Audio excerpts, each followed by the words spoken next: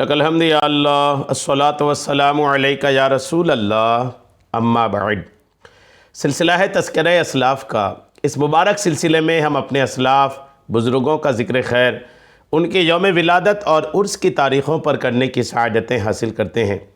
آج اس سلسلے میں جس عظیم الشان شخصیت کا ہم ذکر خیر کرنے جا رہے ہیں وہ ہیں محدث جلیل، استاذ العلماء والفقہاء والمشائخ، سابق شیخ الحدیث الجامعۃ الاشرفیہ مبارک پور اعظم گڑھ یو پی، حضرت علامہ عبدالشکور مصباحی رحمۃ اللہ تعالی علیہ۔ آج آپ کا ذکر خیر آج ہی آپ کے یوم وصال کے موقع پر ہم کرنے کی سعادتیں حاصل کرتے ہیں۔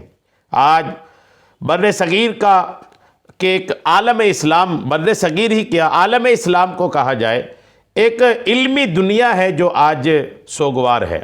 خصوصاً الجامعۃ الاشرفیہ سے جڑے ہوئے فرزندان اشرفیہ آج بے حد مغموم ہیں کہ آج الجامعۃ الاشرفیہ سے جڑی ہوئی ایک عظیم الشان شخصیت، وہاں کے سابق شیخ الحدیث علامہ عبدالشکور مصباحی رحمۃ اللہ تعالی علیہ اس جہاں فانی کو، اس فانی دنیا کو الوداع کہہ کر وصال کی منزل اور وصال کے مرحلے پر جا پہنچے ہیں۔ 21 آج کی تاریخ ہے 21 ربیع الاخر 6 نومبر 2023، 21 ربیع الاخر 1445 ہجری، صبح تقریباً 9:11 میں الہ آباد کی سرزمین پر جہاں آپ زیر علاج تھے، آپ نے زندگی کی آخری سانس لی۔ 9:11 میں آپ کے وصال کے بعد سوشل میڈیا اور سوشل میڈیا کے تمام طرح کے پلیٹ فارم پر حضرت کے مریدین، متعلقین، حضرت سے جڑے ہوئے، حضرت کے شاگرد، یعنی جو بھی حضرت سے کہیں سے بھی کسی بھی طرح جڑے تھے، انہوں نے جو تعزیت نامے، تعزیتی پوسٹ جو سوشل میڈیا میں کرنا شروع کیے، اس سے پورا سوشل میڈیا سوگوار آج نظر آیا۔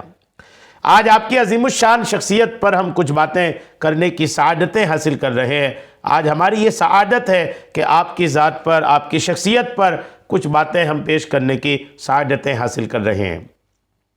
آئیے آپ کی شخصیت پر، آپ کی حیات، آپ کی خدمات پر کچھ باتیں سننے کی سعادتیں حاصل کرتے ہیں۔ آپ کا نام عبدالشکور تھا، نسب علی محمد بن سولت علی عرف سولی میاں، جاہ و منصب آپ سنیے، حضرت محدث جلیل کے جد کریم عالی جناب سولت علی عرف سولی میاں ایک بڑے ہی دیندار، اعلیٰ اخلاق کے حامل تھے۔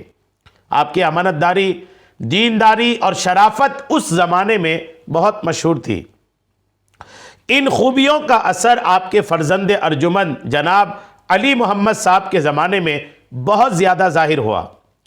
انہی سب خوبیوں کی وجہ سے بڑے علماء کرام، رہبران اعظام کی آمد مبارک آپ کے خاندان میں ہوتی رہی اور مقبولان بارگاہ الہی کی میزبانی کا شرف آپ کے خاندان والوں کو حاصل ہوتا رہا۔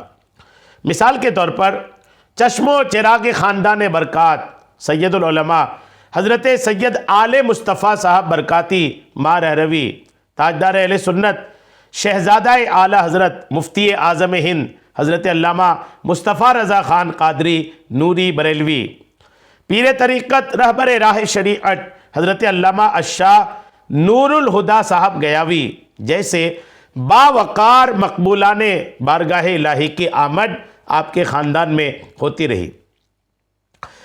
آپ کی تاریخ ولادت کے تعلق سے لکھا ہے کہ اصل تاریخ ولادت کا ذکر تو نہ مل سکا، البتہ باعتبار سند آپ کی ولادت باسعادت مورخہ 25 رمضان المبارک 1353 ہجری مطابق 1 جنوری 1935 عیسوی بروز منگل کو ہوئی۔ جائے ولادت محدث جلیل کی محلہ ستگا نوری، قصبہ ہریہر گنج، ضلع پلامو، بہار میں آپ کی ولادت ہوئی۔ آپ کی والدہ ماجدہ کے تعلق سے، آپ کے والد ماجد کے وصال کے تعلق سے لکھا ہے کہ ماہ ربیع الاخر 1391 ہجری مطابق 5 جون 1971 بروز شنبہ سنیچر آپ کے والد ماجد جناب علی محمد صاحب کا انتقال پرملال ہو گیا۔ یہ بھی اتفاق ہی ہے کہ کہ محدث جلیل کے والد بھی ربیع الاخر کے مہینے میں ہی وصال کیے تھے، اور محدث جلیل کی وصال بھی ربیع الاخر کے مہینے میں ہی ہو رہا ہے۔ تقریباً 36 سال کی عمر میں آپ اپنے والد ماجد کے سایہ عاطفت سے محروم ہو گئے۔ انا للہ و انا الیہ راجعون۔ آپ کے والدہ کے وصال کے تعلق سے لکھا ہے کہ والد گرامی کے چند سال بعد ہی والدہ محترمہ کے سایہ رحمت سے بھی آپ محروم ہو گئے۔ آپ کی ابتدائی تعلیم کے تعلق سے لکھا ہے کہ آپ کی ابتدائی تعلیم محلہ اررواہ قصبہ ہریہر گنج میں فیض رسا استاذ محترم حضرت حافظ عبدالسبحان صاحب مرحوم کے زیر سایہ میں ہوئی۔ پھر مدرسہ سراج العلوم مہراج گنج ضلع اورنگ آباد بہار میں حفظ قرآن پاک کی تعلیم حاصل کی، اور استاذ الحفاظ حضرت حافظ و قاری خلیل الرحمن کی درسگاہ میں آپ نے حفظ قرآن مکمل کیا۔ پہلا تعلیمی سفر گھر سے دور حصول تعلیم کے لیے سب سے پہلے سفر بہار کی مشہور و معروف خانقاہ و درسگاہ مدرسہ عین العلوم محلہ گیوال بھی ضلع گیا بہار کا فرمایا۔ وہاں چند سال رہ کر اساتذہ مدرسہ عین العلوم سے اکتساب فیض حاصل کیا۔ دوسرا تعلیمی سفر پھر اعلیٰ تعلیم کی غرض سے آپ اہل سنت و جماعت کی مشہور و معروف دینی درسگاہ مدرسہ حمیدیہ رضویہ محلہ مدن پورہ شہر بنارس تشریف لے گئے۔ اس ادارہ میں تقریباً 5 سال تک زیر تعلیم رہے اور اساتذہ کرام سے فیض یاب ہوتے رہے۔ یہ وہ زمانہ تھا جب محدث بے نظیر حضرت علامہ مولانا محمد خادم رسول صاحب قبلہ کا فیض مدرسہ حمیدیہ رضویہ پر ساون بن کر برس رہا تھا۔ مدرسہ حمیدیہ رضویہ بنارس کی چند یادگار بھی سنتے جائیے۔ مدرسہ کے طلبہ کے کھانے کا انتظام باضابطہ مدرسے میں نہیں تھا، بلکہ ہر بچوں کو محلے کے لوگوں کے یہاں جاگیر پر منتخب کر دیا گیا تھا۔ اکثر بچے گھر سے کھانا کھا کر مدرسہ میں کھایا کرتے تھے، یعنی اکثر بچے گھر سے کھانا لا کر مدرسے میں کھایا کرتے تھے۔ جن کے کھانے سے روٹیاں بچ جائیں وہ مدرسے میں ایک خاص طاق منتخب تھا جس میں بچی ہوئی روٹیاں رکھ دی جاتی۔ یہاں چونکہ سب کی جاگیریں تھی، سب محلے میں لوگوں کے یہاں کھانا کھاتے تھے، تو کھانا آتا تھا، پھر روٹیاں جو بچ جاتی تھی نا، الگ ایک طاق بنا تھا جہاں پر وہ روٹیاں رکھ دی جاتی۔ رات کی بچی ہوئی روٹی کا فائدہ صبح ناشتے میں وہ بچے لیا کرتے تھے۔ جن کے پاس ناشتے کا کوئی انتظام نہ ہوتا، خوددار طلبہ خشک روٹیاں پانی اور نمک کے ساتھ کھا کر دوپہر تک خندہ پیشانی سے وقت گزارتے، مگر کسی کے سامنے سوال کا ہاتھ نہ پھیلاتے تھے۔ اس واقعہ کو سناتے ہوئے حضرت محدث جلیل نے ارشاد فرمایا، رات کی روٹی پر گزر بسر کرنے والوں میں بھی ہوتا۔ اللہ اکبر۔ آج دنیا جن کی منقبت پڑھ رہی ہے، آج دنیا جن کی علمی شان و شوکت کی کوہ ہمالیہ کے سامنے سر جھکاتے نظر آ رہے ہیں، ان کی ابتدائی تعلیم کا واقعہ اور دور آپ ملاحظہ کیجئے کہ رات کی بچی ہوئی روٹیوں کو صبح وہ بھی نمک کے ساتھ بھگو کر کے کھایا کرتے۔ اور محدث جلیل فرماتے ہیں کہ 1-2 بار نہیں بلکہ متعدد بار اس کمی سے دوچار ہونا پڑا، اور میں بھی بڑی خندہ پیشانی سے اپنا وقت گزار لیتا۔ وہ طالبان علوم دینیہ جو مدرسوں میں پڑھتے ہیں، ان کے لیے بڑا پیغام، بڑا سبق ہے اس واقعے میں کہ تنگ دستی کو، غربت کو، سہولتوں کی کمیوں کو اپنے تعلیم کے آڑے آنے نہ دیں، اپنے تعلیم کے سامنے رکاوٹ بننے نہ دیں۔ دوسرا واقعہ سنیے، جب آپ مدرسہ حمیدیہ رضویہ بنارس میں شرح جامع پڑھ رہے تھے تو حضرت علامہ خادم رسول صاحب رحمۃ اللہ علیہ نے آپ کو حکم دیا تھا کہ قافیہ پڑھنے والے بچوں کو آپ درس دے دیا کریں۔ سبحان اللہ۔ یہ آپ کی علمی شان و شوکت ہے کہ دوران طالب علمی بھی آپ کو آپ کے اساتذہ کرام پڑھانے کا حکم ارشاد فرمایا، وہ بھی قافیہ جیسی مشکل کتاب۔ چنانچہ یہ سلسلہ بڑا مفید اور مثبت اور کارگر ثابت ہوگا۔ آپ کی تدریسی خدمات کو دیکھ کر حضرت علامہ خادم رسول صاحب علیہ رحمہ و رضوان اپنے فیصلے پر بہت خوش تھے۔ آپ کی علمی پختگی اور دور بینی کا اندازہ اس سے کیا جا سکتا ہے کہ جب آپ مولوی کا امتحان دے رہے تھے، اس زمانے میں اپنے سے اونچی جماعت والے بچوں کو عالم کے امتحان کی تیاری کے لیے منطق کی مشہور و معروف کتاب قطبی کا نوٹ تیار کر کے دیا۔ غور کیجئے، اپنے سے اوپر والی کتاب، وہ بھی منطق جیسے مشکل فن، وہ بھی قطبی جیسی مشکل کتاب کا نوٹ تیار کر کے آپ نے الحمدللہ امتحان دینے والوں کو عطا فرمایا۔ تیسرا واقعہ سنیے۔ قیام بنارس کے زمانے میں مملکت سعودیہ کا مشہور حکمران شاہ فیصل ہندوستان کے دورے پر آیا ہوا تھا۔ تاج محل کی سیر و تفریح کے بعد سیدھے اس کی آمد بنارس ہوئی۔ اس کے آنے سے قبل ریلوے کے چند مخصوص ڈبوں سے عربی فوج کا دستہ پورے بنارس اسٹیشن کے پلیٹ فارم پر پھیل گیا۔ پھر کچھ دیر بعد شاہ فیصل کی گاڑی آئی۔ اس کی آمد کے ذکر میں ایک خاص بات یہ تھی کہ اس نے حکومت ہند سے ایک خاص شرط منظور کرائی تھی کہ میں جدھر سے بھی گزروں گا سرے راہ کوئی بھی بت بے پردہ نہ رہے۔ چنانچہ بنارس کی جن شاہراہوں سے شاہ فیصل کا گزر ہوا، تمام معبودان باطل کے چہرے پر سیاہ کپڑا رکھ دیا گیا تھا۔ لبے سڑک عمارتوں کی ہر منزل پر فوجی دستہ تعینات کیے گئے تھے۔ حضرت محدث جلیل علامہ عبدالشکور صاحب قبلہ رحمۃ اللہ علیہ فرماتے ہیں، شاہ فیصل کی آمد سے شہر بنارس میں ایک اسلامی رعب و دبدبہ کا مضبوط طاقتور ماحول محسوس کیا گیا۔ جبکہ کچھ ہی دنوں بعد شاہ ایران کی آمد بنارس میں ہوئی، جس سے کچھ بھی فرق نہ پڑا۔ شاہ فیصل کی واپسی کے بعد ایک بڑا مشاعرہ بنارس میں منعقد ہوا، جس میں ایک شاعر شاہ فیصل کی آمد پر بتوں پر لگائے گئے پردوں سے متعلق اپنے کلام میں ایک شعر پیش کیا، جس پر خوب داد و تحسین سے نوازا گیا۔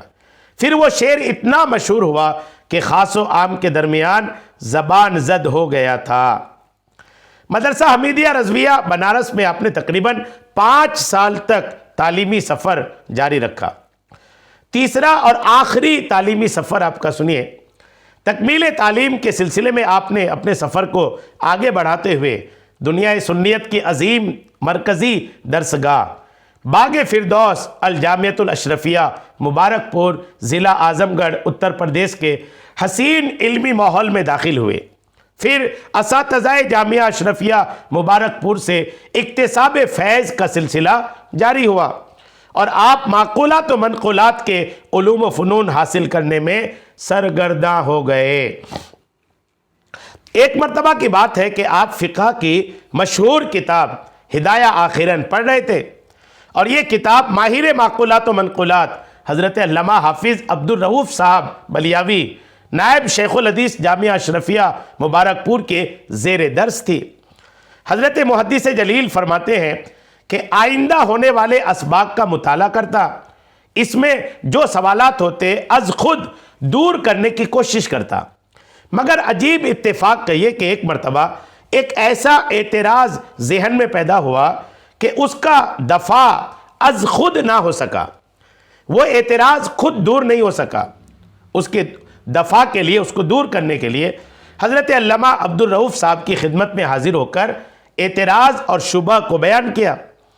حضرت کچھ دیر سوچتے رہے، پھر مسکرا کر فرمایا کہ یہ مت سوچنا کہ جواب میں غور کر رہا ہوں، بلکہ میں یہ سوچ رہا تھا کہ آخر یہ اعتراض و شبہ تمہارے ذہن میں آیا کیوں؟ پھر صافی و شافی جواب عنایت فرما کر مطمئن کر دیا۔ جامعہ اشرفیہ میں آپ اپنے مقصد کے حصول میں پوری یکسوئی کے ساتھ لگے ہوئے تھے۔ حضرت کی تعلیم مبارک پور قصبہ میں موجود دارالعلوم اہل سنت اشرفیہ مصباح العلوم میں ہوئی۔ پڑھنے کے زمانے میں چند بچے حضور حافظ ملت کے قیام گاہ پر رہا کرتے تھے۔ ان خوش بخت طلبہ میں آپ بھی ہیں جنہیں حضور حافظ ملت کی خلوت و جلوت بہت قریب سے دیکھنے کا موقع ملا۔ حتیٰ کہ حضرت محدث جلیل فرماتے ہیں کہ میری زندگی میں علم و عمل کا یکساں عکس جمیل جو نقش ہوا وہ حضور حافظ ملت کی خلوت و جلوت کے مشاہدہ ہی سے، جسے میں نے اپنی زندگی کے لیے مہمیز بنایا۔ سبحان اللہ۔ یعنی جو کچھ بھی اپنی ذات میں کمال آپ نے دیکھا، اس کا صحرا باندھا صحبت حافظ ملت کو، کہ حافظ ملت کی صحبت، ان کی زندگی کو قریب سے دیکھنے کا جو مجھے موقع ملا، اسی کا اثر میری زندگی میں ہے۔ قیام مبارک پور کے زمانے میں عید الاضحیٰ کی چھٹی کے موقع پر اگر مبارک پور میں رہنے کا اتفاق ہوتا تو حضور حافظ ملت کی شفقت و محبت کا یہ عالم تھا کہ آپ اس موقع پر چند روپے بطور عیدی علامہ عبدالشکور صاحب قبلہ علیہ رحمہ کو عطا فرمایا کرتے تھے۔ اگر کبھی طبیعت ناساز ہو جاتی تو حضرت علاج کے لیے بھی روپیہ عطا فرماتے تھے۔ حضرت محدث جلیل فرماتے ہیں کہ عید الاضحیٰ کے موقع پر عیدی اور علالت کے وقت علاج کے لیے حضور حافظ ملت مجھے روپیہ عطا فرمایا کرتے تھے۔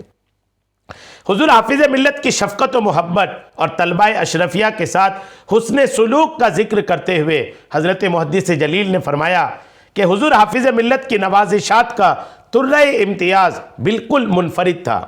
اس کی مثال کے لیے ایک واقعہ بتا دیتا ہوں۔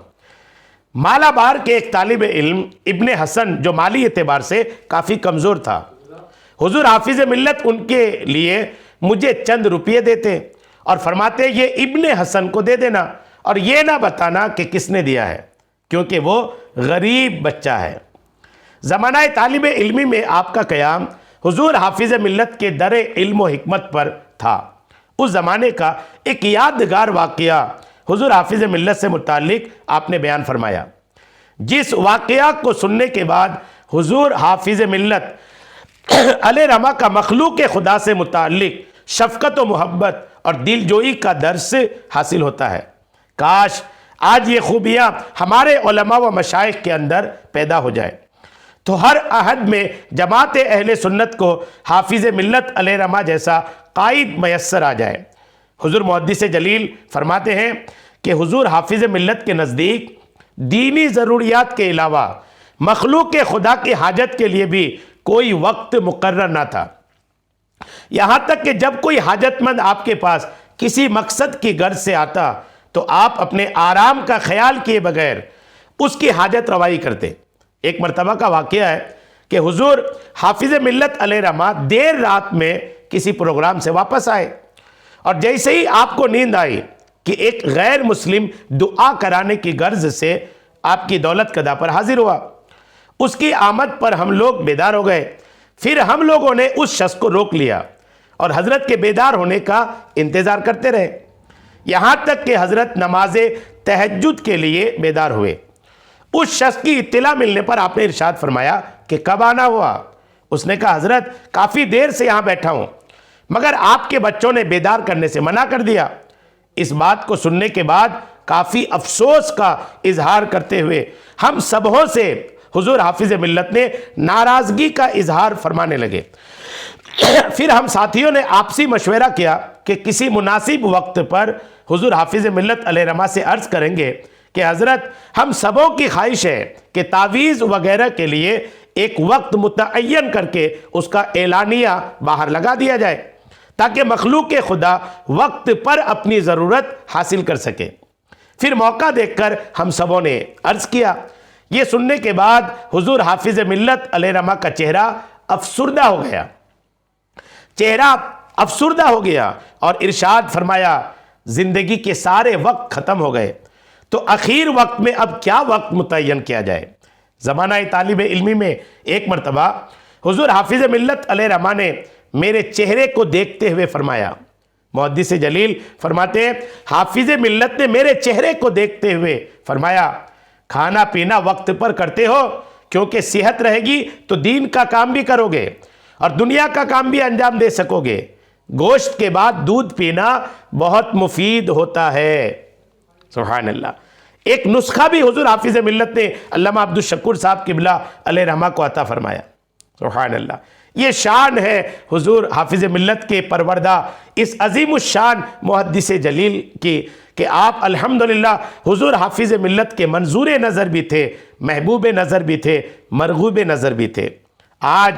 آج کی تاریخ نومبر 6 2023 21 ربیع الاخر کو آپ کا وصال الہ آباد کی سرزمین پر زیر علاج رہتے ہوئے ہوا ہے۔ 9:11 صبح کا وقت تھا۔ کل آئندہ 7 نومبر 22 ربیع الاخر کو آپ کو آپ کے اپنے وطن جھارکھنڈ کے پلامو ضلع میں آپ کو سپرد خاک کیا جائے گا۔